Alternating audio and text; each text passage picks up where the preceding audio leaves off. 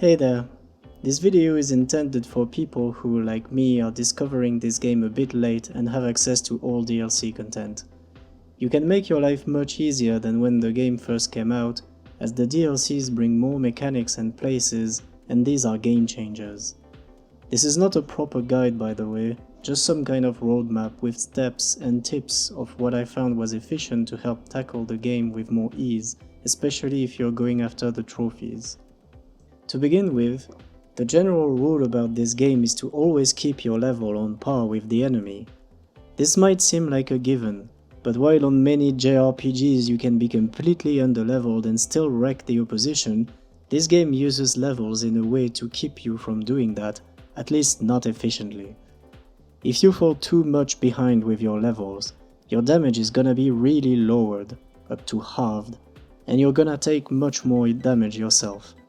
If enemies show as orange, that's still fine, but if they show as red, you know you're too underleveled. It's still possible to beat them, but trust me, it takes forever. As probably almost everyone in the beginning, I was playing almost exclusively Roland. He's fast and efficient, and his circle move is a pretty good crowd control tool and deals decent damage. But this changed when Bracken joined. I strongly advise you give her a go. I know she's slow and doesn't look that great at first, but to me she made the game much easier. Once you get used to her, her speed is not such a problem anymore and she's got some pretty good special moves and spells. Even her normals are pretty good, especially the forward plus heavy strike. It's one of her quickest moves, it's powerful and it's got a nice range, even upwards, and allows her to hit even most flying enemies from the ground. She can heal with her node and that alone is pretty neat. You can put it next to a boss and fight inside the area of effect while getting healed all the time, meaning that you will save a lot of items and it allows you to be more forceful during battles. She can also summon a bot that will then automatically deal damage for a while, and has a frontal AoE damage spell, Static Wall, that can clean house and crowd control pretty well. Once you can unlock and improve it, the Pyre Pillar spell is also very good, as it can be done at pretty much any range, deals lots of damage and break enemies while they are charging an attack, and it has a pretty decent area of effect. Once upgraded, it's a very good farming and burst tool. And as soon as you can get her a decent weapon, she deals a lot and every heavy strike counts. I played her from when she joined up to the Solosseum, where magic is pretty much the main focus and I was forced to switch. As far as progression is concerned, you can just proceed through the game normally. As long as you don't avoid too many fights and do quests, tainted monsters, collect everything you can, do the dream mazes as you go, there should be no problems during the main game until you reach post-game, which is where things crank up a bit.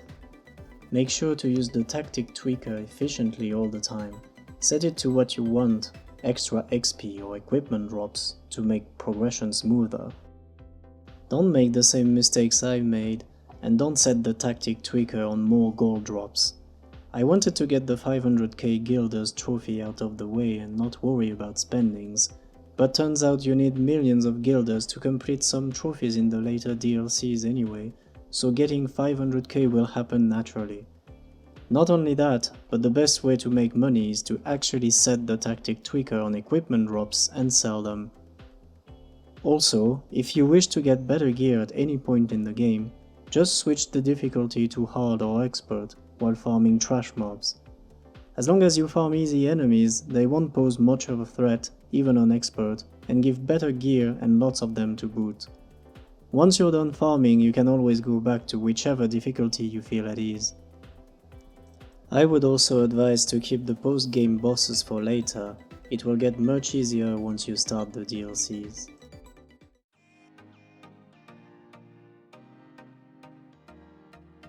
Skirmishes can be a pain if you don't have the right composition, as it's pretty much paper rock scissors when it comes to. First of all, make sure to upgrade your general army stats in the barracks at Evermore. Those upgrades will stay with you all the time, so there's no reason not to get them before you try some harder skirmishes.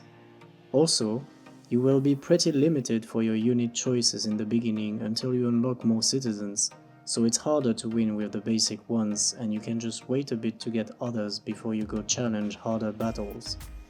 Here's the setup that worked for me. The Scurvy Sky Vipers, the Silver Foxes, the Gamma Squadron, and the Wicked Witches.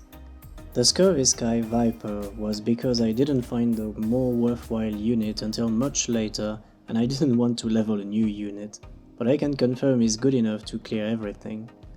Same for the Silver Foxes. This armor unit is pretty good and I love the defense skill that comes with it. The resource cost is cheap and you can be tanky in tough fights. The Gamma Squadron has probably the best skill in the game for me. You can poison entire armies and deal damage over time to even tough units. Finally, the Wicked Witches has a charm ability, making your enemy fight for you for a while. It's great for combat advantage, and it's also great when you need to rush to a timed objective, as you can charm and run without a fight. With this setup, you are fully covered against any composition as you got sword, hammer, spear, and a distant unit. Also, don't forget that you can make your armies run with the cross button. It's essential for some missions that are timed or where you need to catch up to a unit before they can run away. My final advice for skirmishes is to not hesitate to spend your kingdom currency to bolster your forces with each fight. It might seem like a waste, but it will make you much stronger, and by the time you do all DLCs you will have millions too much of that currency anyway, so there's no reason to hold on to it.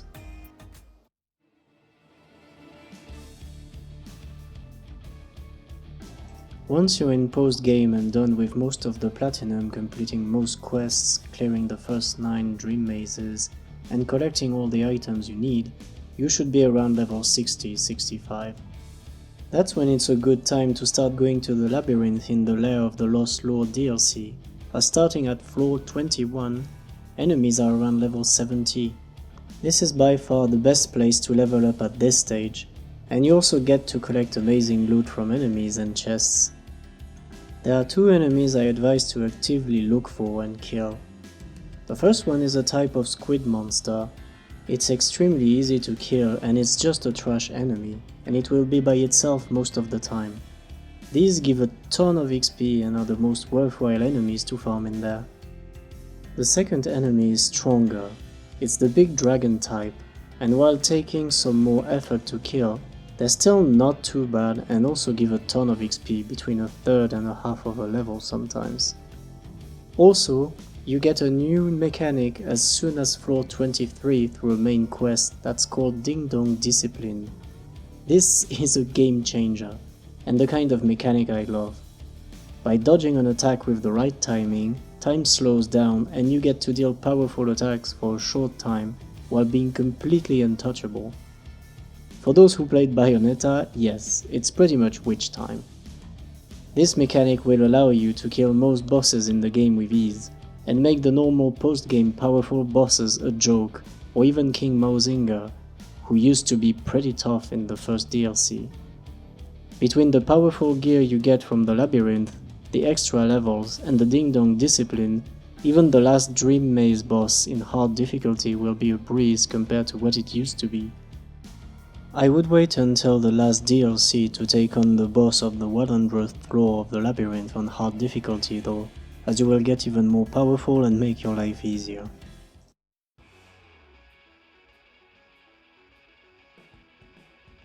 This is the part where things get a bit more grindy and boring, to be honest, but it's all about setups. While completing the main storyline for the Lost Storm DLC, you'll acquire the Withered Companion Martial Method, which will be your most powerful asset in the Solosseum as it's heavily focused on elemental weakness and thus magic. Good guides have been made about this, but based on my personal experience there is no need for so much farming and preparation, and I also prefer other methods to deal with some aspects of the Solosseum. I'm not gonna go deep into details as some guides are out there for that, just give a summary of what I believe is most efficient and why I did things differently. Here are the basic steps. You want to use the Wizard Companion for pretty much every fight, except one boss on floor 27. Check the stone tablet before every fight to know which enemy type you're about to face and which element they're weak against. Set your tactic tweaker before every fight to match the enemy type. This makes a huge difference.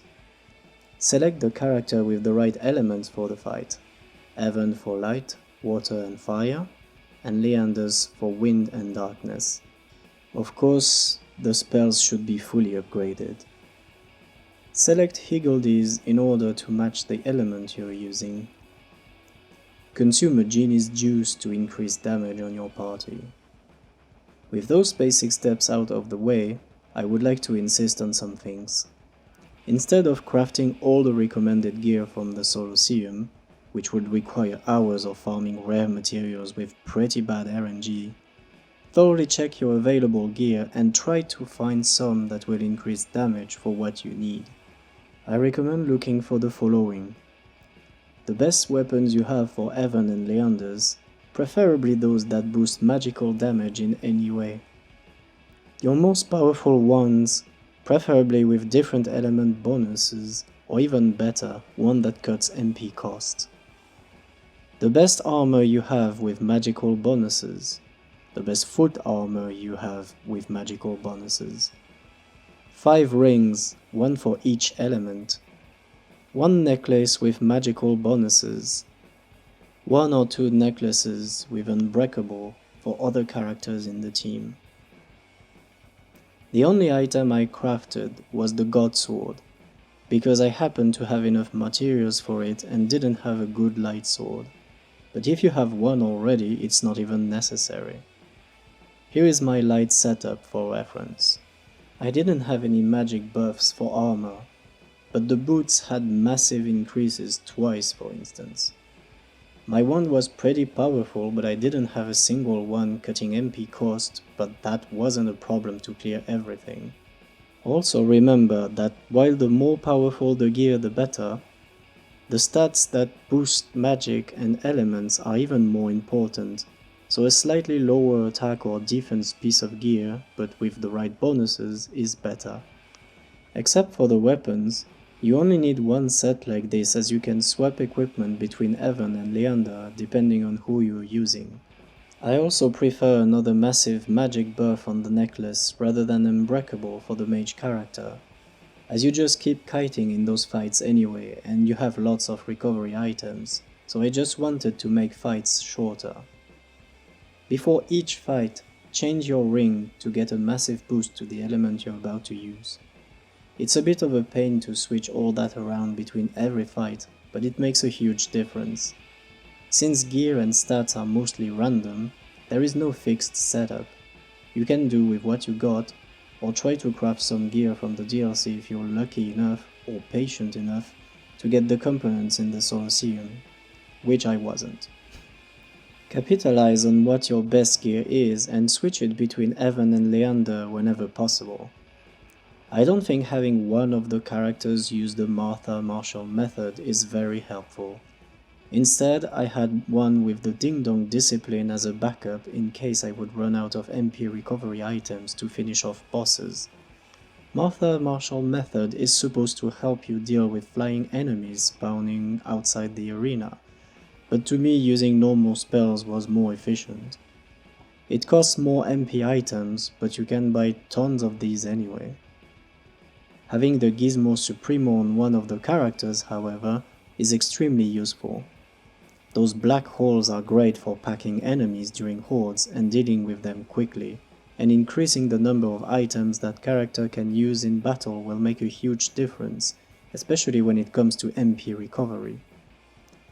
I also can say I like Leander's first darkness spell, Sundown. It forces you to stay close to your target due to its limited range, and you end up getting killed more often than not. I used Even Star most of the time instead.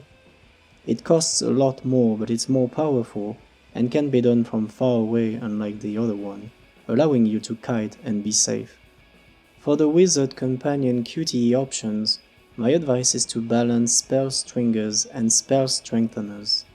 Strengtheners are great as they increase the spell's potency by a lot. but stringers are essential as well in my opinion. They are your only option for attacking while stuck in the casting animation, and they will stagger bosses most of the time, keeping them from attacking and charging attacks while you can't move, allowing for very efficient kiting. For the Cetus fight on floor 27, I made sure I had as many sword damage boosts on Evan as possible, and had made the God Sword for its powerful light property, and the fight was pretty trivial. Enemy elemental weakness is randomized, but Cetus can only be weak against light or darkness, so it's a 50% chance to get the weakness you're most powerful against. It's probably faster to just retry a couple of times and get the right weakness than farming for very specific gear you don't have. He's the only boss immune to magic, so don't forget to switch whoever you fight him with to Ding Dong Discipline, as Withered Companion is useless here. And that's about it. Hope it can help. I wish you luck on your way to the 100% of this game if, like me, you discovered it a bit late, and don't hesitate to share more info if you also have tips of your own. Till next time.